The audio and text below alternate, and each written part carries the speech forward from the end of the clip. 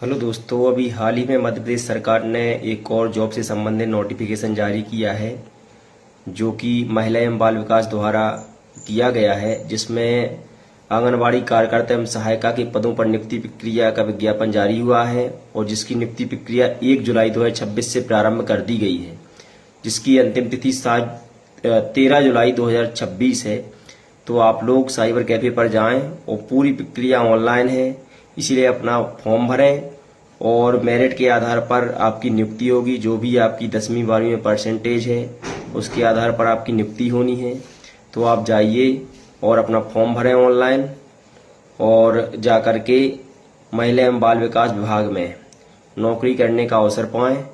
आंगनबाड़ी कार्यकर्ता एवं सहायिका के पदों पर नियुक्ति प्रक्रिया प्रारंभ कर दी गई है और इसका अगर वेतनमान की बात करें 10,000 रुपये आंगनबाड़ी कार्यकर्ता एवं 5,000 रुपये सहायिका है।